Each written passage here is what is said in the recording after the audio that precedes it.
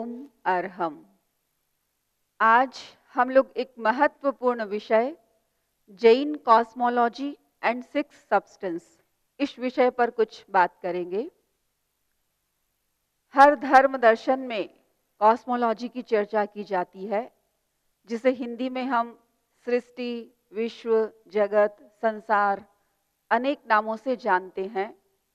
और हम देखते हैं कि जब भी कोई बच्चा इस दुनिया में जन्म लेता है, इस संसार को देखता है, तो उसके मन में बहुत सारे प्रश्न आते हैं कि ये जगत, ये दुनिया जो हमें दिखाई दे रही है, वह वास्तविक है या केवल भ्रम मात्र है। इस दुनिया को किसने बनाया, कब बनाया, इसका स्वरूप क्या है, इसका रूप क्या है, इसका आकार क्या है, ये यूनिवर्स कितना बड़ा है। अनेक प्रश्न व्यक्ति के मस्तिष्क में आते हैं, लेकिन कुछ लोग ऐसे होते हैं जो इन प्रश्नों पर चिंतन करते हैं, रिसर्च करते हैं और एक परंपरा हमारे सामने प्रस्तुत करते हैं। तो हर धर्म दर्शन पर इन महत्वपूर्ण विषयों पर चर्चा की गई। तो आज हम लोग जैन दर्शन में यूनिवर्स का यानी लोक का क्या कॉन्सेप्ट है, इस पर कुछ चर्चा करेंगे। सबसे पहले, यह दुनिया जो हमें दिखाई दे रही है, ये सृष्टि जो हमें दिखाई दे रही है, क्या उसका एग्जिस्टेंस है, यह वास्तविक है या केवल भ्रम मात्र है, काल्पनिक है। मैं अभी दूसरे दर्शनों के विस्तार में नहीं जाना चाहूंगी कि वो लोग इसे क्या मानते हैं, लेकिन जैन दर्शन को जब हम पढ़ते हैं तो पाते हैं कि जैन दर्शन में इस दुनिया के वास्तविक अस्तित्व को स्वीकार किया गया, क्योंकि जैन वस्तुवादी दर्शन है, वह इस जगत के वास्तविक एग्जिस्टेंस को स्वीकार करता है। दूसरा प्रश्न होता है कि यदि ये दुनिया वास्तविक है, ये संसार वास्तविक है, तो इसको किसने बनाया। हर धर्म दर्शन अलग अलग रूप से इसकी चर्चा करता है। हिंदुइज्म में कहा गया कि इस दुनिया को बनाने वाला ब्रह्म है, ब्रह्मा ने इस दुनिया को बनाया, ईश्वर ने इस दुनिया को बनाया। लेकिन जैनिज्म में किसी ईश्वर को सृष्टि के कर्ता के रूप में स्वीकार नहीं किया गया। साइंस भी इस विषय पर विचार करती है और साइंस में भी ये कहा गया कि ये दुनिया किसी ने बनाई नहीं, कुछ नेचुरल लॉज होते हैं जिसके आधार पर यह दुनिया चलती रहती है। अगला प्रश्न होता है कि ये संसार कब बना, यह लोक कब से है, इसका स्टार्टिंग पॉइंट क्या है। तो जैन दर्शन में इस सृष्टि को अनादि अनंत माना गया है, न तो कोई इसकी बिगिनिंग है और न ही कोई इसका एंड है। ये हमेशा थी, हमेशा है और हमेशा रहेगी। गौतम स्वामी ने भगवान महावीर से पूछा, Lord, whether this lok is permanent or impermanent? तो भगवान ने कहा, God, Gautam, it is both permanent as well as impermanent. यह लोक शाश्वत भी है, नित्य भी है। द्रव्य की दृष्टि से ये शाश्वत है, जैसा था वैसा है, हमेशा रहेगा, इसमें कोई चेंज नहीं होता। लेकिन पर्याय की दृष्टि से ये हर क्षण बदलता रहता है। और हम देखते ही हैं कि दुनिया में जहाँ शहर हैं वहाँ कभी जंगल बन जाते हैं, जहाँ जंगल हैं वहाँ शहर बन जाते हैं, जहाँ नदियाँ हैं वहाँ कभी पहाड़ बन जाते हैं, जहाँ पहाड़ हैं वहाँ कभी नदियाँ बन जाती हैं। तो पर्याय में परिवर्तन होता रहता है, लेकिन जो मूल सृष्टि है वो सदा थी, हमेशा है और हमेशा रहेगी। ये यूनिवर्स क्या है, ये लोक क्या है। लोक को समझाया गया और बहुत छोटी सी सिंपल सी परिभाषा दी गई, सड़ द्रव्यात्मको लोक है। यह लोक, यह सृष्टि सड़ द्रव्यात्मक है।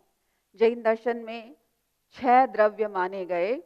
द्रव्य यानी जिसका भी एग्जिस्टेंस है, जो रियलिटी है, जो तत्व हैं, उन्हें हम द्रव्य कहते हैं। और जैन दर्शन में मुख्य रूप से 2 ही तत्व माने गए, जीव और अजीव। बाकी के तो सब इनके विस्तार हैं। मूल द्रव्य 2 हैं, जीव और अजीव। जीव में हम सोल, आत्मा को लेते हैं और अजीव के अंतर्गत 5 द्रव्य आते हैं, धर्मास्तिकाय, अधर्मास्तिकाय, आकाशास्तिकाय, काल और पुद्गल। ये 5 द्रव्य अजीव कहलाते हैं। तो ये 6 द्रव्य मिलकर के लोक की रचना करते हैं। तो लोक सड़ द्रव्यात्मक होता है। हम 6 द्रव्यों की संक्षिप्त चर्चा करें, उन्हें समझने की कोशिश करें। पहला द्रव्य है धर्मास्तिकाय। धर्मास्तिकाय किसे कहते हैं? एक छोटी सी परिभाषा दी गई, गति सहायो धर्मः। जीव और पुद्गल की गति में जो उदासीन रूप से सहायक होता है उसे धर्मास्तिकाय कहते हैं। जैसे मछली की गति में जल, जल के अभाव में मछली गति नहीं कर सकती है। यद्यपि तैरने की क्षमता मछली में स्वयं में होती है, लेकिन बिना पानी के वह तैर नहीं सकती है। वैसे ही जड़ और चेतन जितने भी पदार्थ हैं उनमें गति करने की क्षमता स्वयं में होती है, लेकिन धर्मास्तिकाय के अभाव में वे गति नहीं कर सकते हैं। तो धर्मास्तिकाय हमारी गति में सहायता प्रदान करता है। प्रश्न होता है कि धर्मास्तिकाय से हमें लाभ क्या है? गौतम स्वामी ने भगवान महावीर से यही प्रश्न पूछा कि धर्मास्तिकाय से हमें लाभ क्या है? तो भगवान महावीर ने कहा कि गौतम, यदि धर्मास्तिकाय नहीं होता तो पूरा विश्व अचल हो जाता। हम जितनी भी गति कर रहे हैं, चाहे चल रहे हैं, बोल रहे हैं, हिलजुल रहे हैं, सूक्ष्म जो भी गति हो रही है, उन सबको करने वाला, उन सब में अनन्य रूप से सहयोगी बनने वाला धर्मास्तिकाय तत्व है। दूसरा द्रव्य है अधर्मास्तिकाय। अधर्मास्तिकाय किसे कहते हैं? परिभाषा दी गई, स्थिति सहायो अधर्मः। जीव और पुद्गल के स्थिर रहने में जो अनन्य रूप से, उदासीन रूप से सहयोगी होता है वह अधर्मास्तिकाय द्रव्य है। यद्यपि गति करने की क्षमता भी जड़ और चेतन पदार्थों में स्वयं में है, उसी तरीके से स्थिर रहने की क्षमता भी उनमें स्वयं में है, लेकिन अधर्मास्तिकाय के सहयोग के बिना कोई भी जड़ और चेतन पदार्थ स्थिर नहीं हो सकता। जैसे कोई पथिक धूप में चलते हुए जा रहा है, बहुत थक गया है, सामने वृक्ष दिखाई देता है और वह उस वृक्ष के नीचे विश्राम करता है। तो वृक्ष यद्यपि उसे विश्राम के लिए प्रेरित नहीं करता, लेकिन यदि कोई पथिक उसके नीचे विश्राम करता है तो वह उसे सहयोग करता है, उसके स्थिर रहने में सहयोग करता है। वैसे ही जड़ और चेतन पदार्थ के स्थिर रहने में अधर्मास्तिकाय सहयोग करता है। गौतम स्वामी ने भगवान महावीर से पूछा, यदि अधर्मास्तिकाय न हो तो क्या हो? तो भगवान महावीर ने कहा, फिर तो कोई चीज स्थिर हो ही नहीं सकती। हम चलना शुरू किए तो फिर चलते ही रहेंगे, चलते ही रहेंगे, कभी स्थिर नहीं हो सकते, क्योंकि अधर्मास्तिकाय का अभाव है तो व्यक्ति स्थिर नहीं हो सकता, केवल गति ही होगी। तो गति और स्थिति में जो निमित्त बनते हैं वे हैं धर्मास्तिकाय और अधर्मास्तिकाय द्रव्य। इन्हें द्रव्य, क्षेत्र, काल, भाव और गुण से भी समझाया जाता है। धर्मास्तिकाय और अधर्मास्तिकाय द्रव्य से एक है, इनका विभाजन नहीं किया जा सकता, ये पूरे यूनिवर्स में एक ही है। क्षेत्र की दृष्टि से देखें तो ये दोनों द्रव्य पूरे लोक में व्याप्त हैं। काल की दृष्टि से देखें तो ये अनादि और अनंत हैं, हमेशा थे और हमेशा रहेंगे। पर्याय की दृष्टि से देखें, भाव की दृष्टि से देखें तो ये अमूर्त हैं, इनका कोई रूप, रंग, आकार नहीं है। और गुण की दृष्टि से देखें तो धर्मास्तिकाय जड़ और चेतन के गति में सहायता करने वाला द्रव्य है और अधर्मास्तिकाय जड़ और चेतन पदार्थों के स्थिर रहने में सहयोग करने वाला गुण है। तीसरा जो द्रव्य है वह है आकाशास्तिकाय। आकाश किसे कहते हैं? अवगाह लक्षण आकाश है, जो सब द्रव्यों को ठहरने के लिए आश्रय देता है, आधार देता है, वह आकाश द्रव्य कहलाता है। सामान्यतः हम ऊपर आसमान में जो नीला आकाश दिखाई देता है उसे आकाश कहते हैं, लेकिन यहाँ उस आकाश से तात्पर्य नहीं है। आकाश केवल ऊपर ही नहीं है, सर्वत्र व्याप्त है, क्योंकि बिना आकाश के कोई भी द्रव्य स्थिर नहीं रह सकता। तो आकाश सर्वत्र व्याप्त है। और जैन दर्शन में ये कहा गया कि आकाश दो भागों में विभक्त है, एक लोकाकाश और दूसरा अलोकाकाश। जहां पर 6 द्रव्य हैं, धर्मास्तिकाय, अधर्मास्तिकाय, आकाश, काल, पुद्गल और जीव, ये 6 द्रव्य जहां पर होते हैं उस पोर्शन को हम लोकाकाश कहते हैं। और जहां पर केवल आकाश है, बाकी के द्रव्य नहीं है, उसे हम अलोकाकाश कहते हैं। द्रव्य क्षेत्र काल भाव की दृष्टि से हम आकाश को भी समझने की कोशिश करें तो द्रव्य की दृष्टि से आकाश भी एक है, अखंड है, उसका विभाजन नहीं किया जा सकता। क्षेत्र की दृष्टि से यह लोक और अलोक दोनों में व्याप्त है। काल की दृष्टि से देखें तो ये अनादि अनंत है, हमेशा था और हमेशा रहेगा। भाव की दृष्टि से देखें तो ये अमूर्त है, इसका कोई रंग रूप आकार नहीं है। और गुण की दृष्टि से देखें तो ये समस्त द्रव्यों को आश्रय देने वाला है। गौतम स्वामी ने भगवान महावीर से इस संदर्भ में भी प्रश्न पूछा, यदि आकाश न हो तो क्या हो? तो भगवान ने कहा, यदि आकाश नहीं होगा तो सब द्रव्यों को आधार कहाँ मिलेगा? यह विश्व ही निराधार हो जाएगा। तो हम सब लोग जहां पर अवस्थित हैं, आश्रय पा रहे हैं, वह स्पेस है, आकाश है। तो आकाश द्रव्य का भी अपना एक महत्व है। चौथा जो द्रव्य है वह है काल। काल किसे कहते हैं? वर्तना लक्षणों काल है। उत्तराध्ययन सूत्र में कहा गया कि जो वर्तन करता है वह काल कहलाता है। काल के आधार पर ही हमें पता लगता है कि ये चीज नया है, ये पुराना है, ये बचपन है, ये युवावस्था है, यह बुढ़ापा आ गया है। तो ये सारी जो अवस्थाएं चेंजेस हो रही हैं, इसको पहचानने का यदि कोई हमारे पास माध्यम है तो वह है काल। काल के आधार पर ही सारा परिवर्तन होता है। जैन दर्शन में काल के 2 प्रकार माने गए, एक नैश्चयिक काल होता है और एक व्यावहारिक काल होता है। नैश्चयिक काल सर्वत्र होता है और वह एक प्रकार से देखा जाए तो जीव और अजीव की पर्याय मात्र है। और व्यावहारिक काल जो कि सूर्य चंद्र आदि के आधार पर होता है, जैसे जैसे सूर्य गतिशील होता है उसके आधार पर समय बदलता रहता है। तो यह जो मिनट, सेकंड, घंटा, दिन, पक्ष, माह, वर्ष, युग, ये जो हम काल का विभाजन करते हैं वह सारा व्यावहारिक काल होता है। काल की जो सबसे छोटी यूनिट है उसे हम समय कहते हैं। यद्यपि यूं तो काल को ही हम टाइम कहते हैं, लेकिन यहाँ जैनिज्म में जो समय है वो काल का सबसे सूक्ष्म पार्ट है। और इस समय को एक्सप्लेन करने के लिए कहा गया, 2 एग्जाम्पल्स दिए गए। पहला ब्लिंकिंग आईज का, यानी हमने एक बार अपनी पलक इस तरीके से झपकाई तो उस एक बार पलक झपकाने में कितना समय लगा? असंख्य समय लगा, अनकाउंटेबल समय, जिसे हम काउंट नहीं कर सकते हैं। तो आप समझ सकते हैं कि समय कितना सूक्ष्म होता है।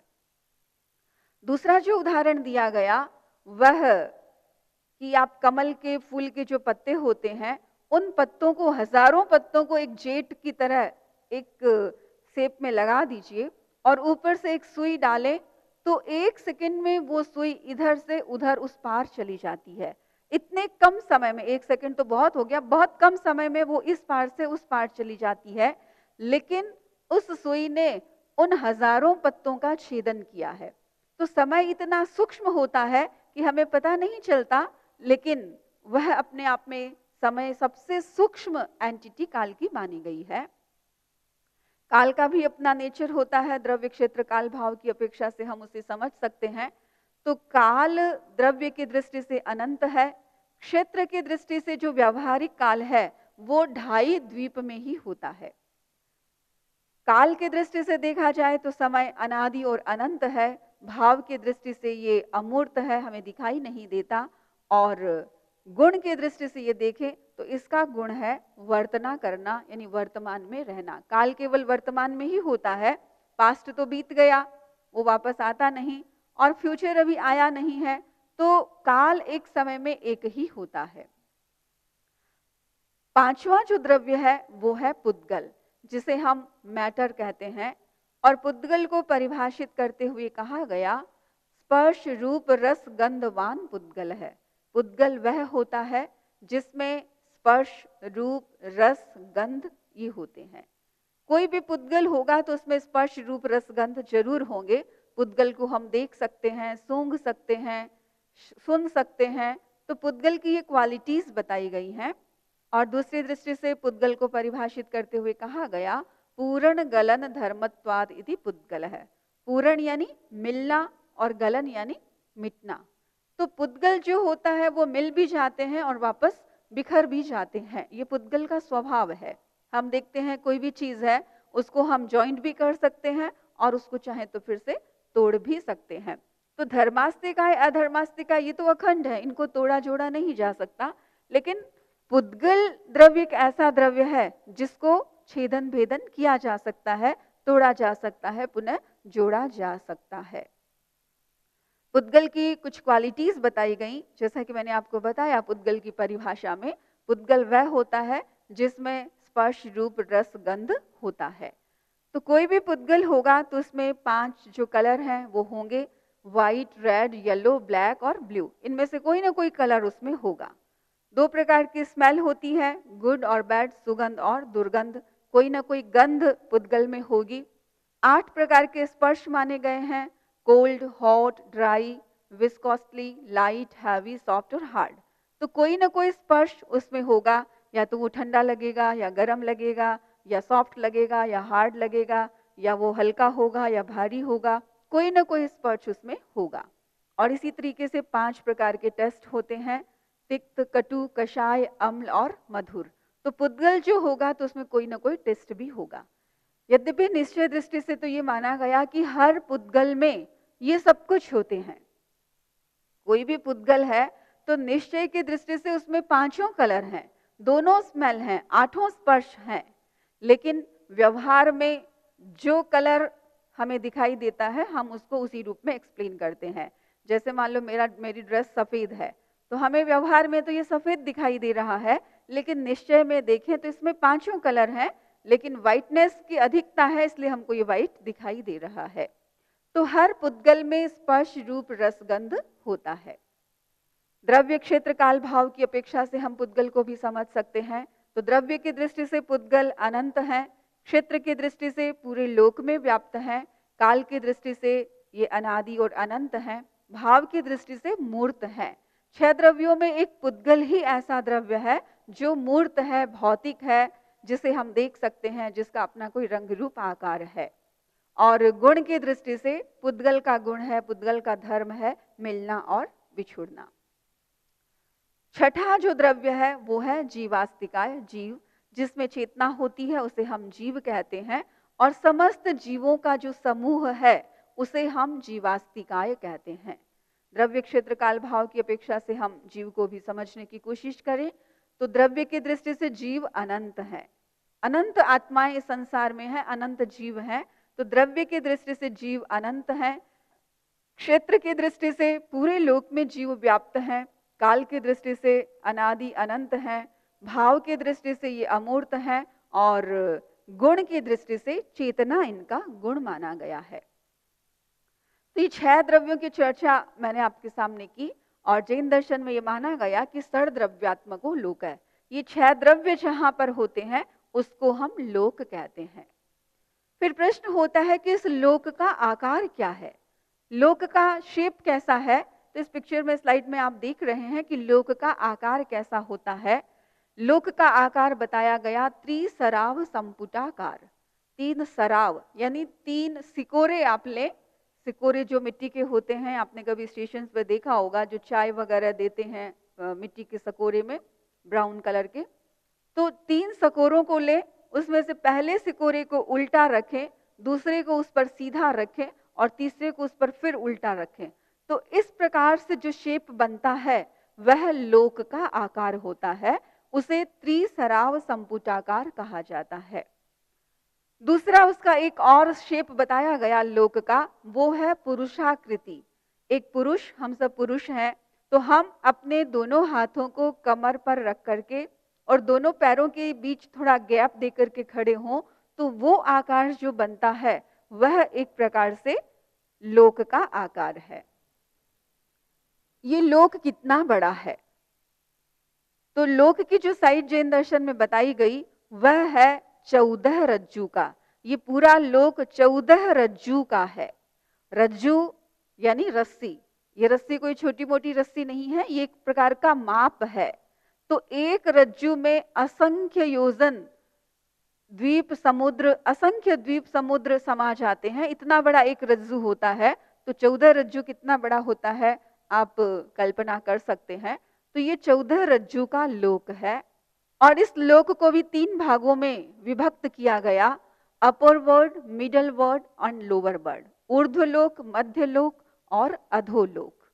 जो ऊर्ध्वलोक है वह 7 रज्जू से कुछ अधिक है और जो अधोलोक है वह 7 रज्जू से कुछ कम है और जो मध्यलोक है वह 1800 योजन का होता है। और लोक के अंतिम छोर पर ऊपर सिद्ध शिला होती है जहां पर मुक्त जीव निवास करते हैं। तो जो अपर वर्ल्ड है, ऊर्ध्वलोक है, वो 7 रज्जू से कुछ अधिक है और वहां पर मुख्य रूप से देवताओं के रहने का निवास है, जिसे हम स्वर्ग कहते हैं। तो वहां पर 12 प्रकार के वैमानिक देव होते हैं, उनका निवास है।